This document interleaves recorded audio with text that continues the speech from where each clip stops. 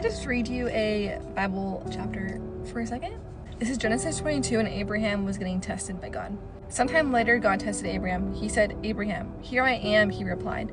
Then God said, "Take your son, your only son, whom you love, Isaac, and go to the region of Moriah. Sacrifice him there as a burnt offering on a mountain I will show you." Early the next morning, Abraham got up and loaded his donkey. He took with him 2 of his servants and his son Isaac. When he had cut enough wood for the burnt offering, he set out for the place God had told him about. On the 3rd day, Abraham looked up and saw the place in the distance. He said to his servants, "Stay here with the donkey while I and the boy go over there.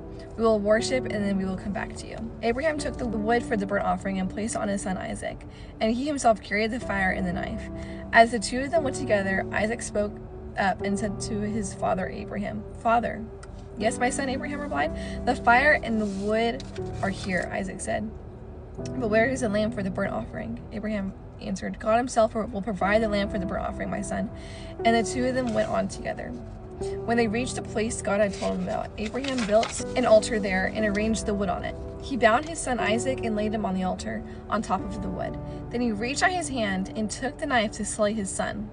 But the angel of the Lord called out to him from heaven, "Abraham, Abraham."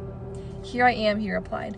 "Do not lay a hand on the boy," he said. "Do not do anything to him. Now I know that you fear God, because you have not withheld me from your son, your only son." I need to pause and take a second and give you my thoughts, because this is just like the fact that Abraham would give up his son to be obedient to what God is calling him to do. Like, I want to be that obedient in my life. There are so many things that God could ask me to do that might be terrifying. The least that you can do for God, the God that sent his one and only son Jesus to die on the cross for you, for your sins, whenever he didn't have to, because he was a perfect and blameless man. The man that died on the cross for us.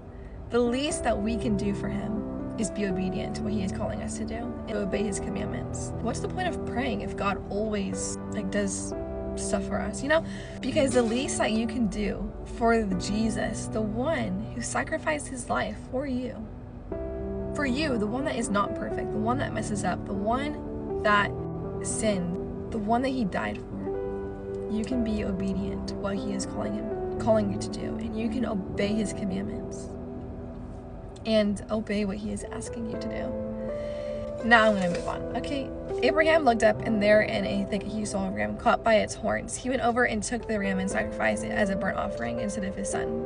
So Abraham called that place, "The Lord will provide." And to this day, it said, "On the mountain of the Lord it will be provided." He is Jehovah Jireh, the God